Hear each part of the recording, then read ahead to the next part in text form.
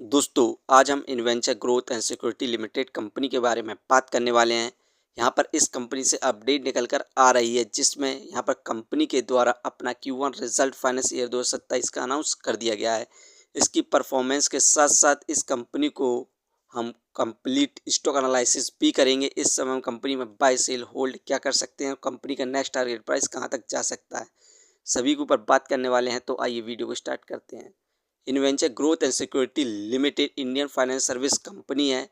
इस कंपनी का मेनली काम stock broking, depository participant service and wealth management का है। दोस्तों, Inventure growth and security limited company का शेयर प्राइस अभी 92 पैसे चल रहा है। आज के दिन इस कंपनी में हमें 1.10% के रिटर्न्स देखने को मिले हैं, जो कि पॉजिटिव रिटर्न्स हैं। कंपनी का ओपनिंग प्राइस 92 पैसे था, वहीं पर आज के दिन हाईएस्ट 93 पैसे गया और लो 91 पैसे रहा। 52 वीक रेंज की बात करें तो 52 वीक लो 81 पैसे, एक साल का हाईएस्ट ₹1.72 तक गया था। 6 महीने में इस कंपनी में हमें ज़बरदस्त गिरावट देखने को मिली है। कंपनी का शेयर प्राइस 20% 6 महीने के अंदर टूट चुका है। 6 मंथ का जो सपोर्टिव रेजिस्टेंस था, लो प्राइस था 83 पैसे था, जिसके बाद से हमें कंपनी के अंदर ज़बरदस्त तेज़ी यानी कि रैली देखने को मिली। एक रैली के बाद हमें करेक्शन भी देखने को मिलता है। तो इस समय इस कंपनी का जो करेक्शन था हो चुका है। अब कंपनी ने जो अपना Q1 रिजल्ट अनाउंस किया, उसकी परफॉर्मेंस के बाद हम देखेंगे क्या कंपनी में हमें दोबारा से तेज़ी देखने को मिल सकती है। इस कंपनी ने जो अपना Q1 रिजल्ट फाइनेंशियल ईयर 2027 का अनाउंस किया, इसकी परफॉर्मेंस देखें तो नेट सेल 10.67 करोड़ हुई है। जून 2026 में डाउनफॉल देखने को मिला हमें नेट सेल में 26.91% का, क्योंकि पिछले साल 2025 में इस कंपनी की नेट सेल 14.60 करोड़ थी। नेट प्रॉफिट इस क्वाड्रेंट 1.75 करोड़ हुआ है, जबकि पिछले साल इस कंपनी का नेट प्रॉफिट 4.31 करोड़ था। नेट प्रॉफिट में भी हमें डाउनफॉल देखने को मिला 59.33% का। यहाँ पर ईयरली बेसिस पर हमें कंपनी के अंदर यहाँ पर प्रॉफिट और जो रेवेन्यू है, नेट सेल है, वो उसमें हमें गिरावट देखने को मिली है कंपैरिजन टू 2025।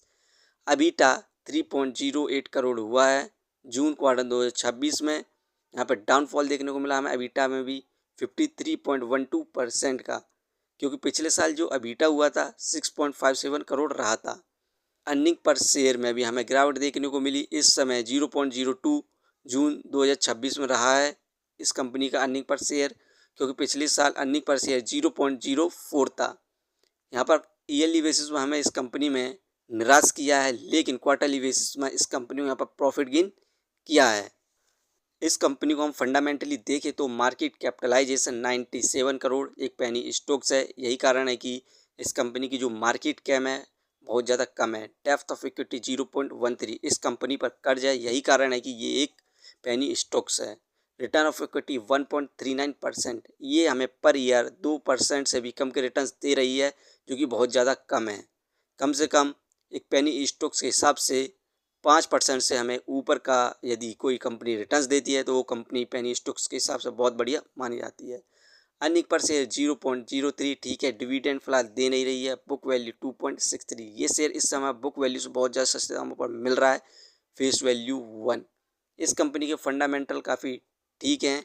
इस कंपनी की हम बोनस स्प्लिट और डिविडेंड हिस्ट्री को देखें तो यहाँ पर इस कंपनी के द्वारा हमें यहाँ पर अनाउंसमेंट करी गई थी 2012 में बोनस की 3:1 में। इस कंपनी ने हमें 2012 में एक शेयर के बदले में 3 शेयर एक्स्ट्रा दिए थे। जब कंपनी का शेयर प्राइस यहाँ पर अपर यानी कि तेज़ी से ग्रोथ में होता है, तो उसके बाद यहाँ पर कंपनी के द्वारा हमें बोनस स्प्लिट और डिविडेंड देखने को मिलता है और कंपनी का शेयर प्राइस बहुत ज़्यादा कम हो जाता है। यही कारण है कि एक कंपनी पेनी स्टॉक्स बनी हुई है। इस कंपनी की हम डिविडेंड हिस्ट्री की देखें तो 2012 में इस कंपनी के द्वारा हमें ₹1 का डिविडेंड दिया गया था। 2019 में 0.25 रुपये का डिविडेंड दिया गया था। इस कंपनी के द्वारा हमें 24 जून 2021 में स्प्लिट करी गई थी। इसकी ओल्ड फेस वैल्यू 10 थी, न्यू फेस वैल्यू 1, मतलब कि एक शेयर के बदले में 10 एक्स्ट्रा शेयर दिए गए थे। यदि इस कंपनी का शेयर प्राइस 2021 में 100 रहा होगा, तो उसके बाद स्प्लिट के बाद कंपनी का शेयर प्राइस 10 पर आ चुका होगा। तो यही कारण है कि कंपनी जब भी हमें स्प्लिट या बोनस इशू करती है, उसके बाद हमें कंपनी में शेयर के जो भी प्राइस होता है उसमें भी गिरावट देखने को मिलती है। दोस्तों, ये कंपनी फंडामेंटली काफ़ी ठीक है और इस कंपनी ने अपना Q1 रिजल्ट अनाउंस किया, उसमें हमें ईयरली बेसिस पर डाउनफॉल देखने को मिला है नेट सेल में और नेट प्रॉफिट में। तो हमें कंपनी में फ़िलहाल के लिए तेज़ी देखने को तो नहीं मिलने वाली है इस क्वाड्रेंट। फ़िलहाल कंपनी में जो गिरावट होगी तो इस कंपनी का जो सपोर्टिंग रेजिस्टेंस है 81 पैसे से 85 पैसे तक है। यदि इस लेवल पर कंपनी का शेयर प्राइस आता है तो न्यू इन्वेस्टर इस कंपनी के अंदर बाई कर सकते हैं और अच्छे खासे रिटर्न प्राप्त कर सकते हैं। ये वीडियो सिर्फ एजुकेशन पर्पज़ के लिए थी। यदि आप किसी भी कंपनी या स्टॉक्स पर इन्वेस्ट करते हैं तो एक बार अपने फाइनेंसर्स और एक्सपर्ट की सलाह जरूर लें। कभी भी लोन लेके इन्वेस्टमेंट ना करें वरना आप भारी मुसीबत में पड़ सकते हैं। कंपनी के बारे में जानकारी सही लगी हो तो अपने चैनल को सब्सक्राइब करें जिसका नाम है स्टॉक एनालिसिस। धन्यवाद।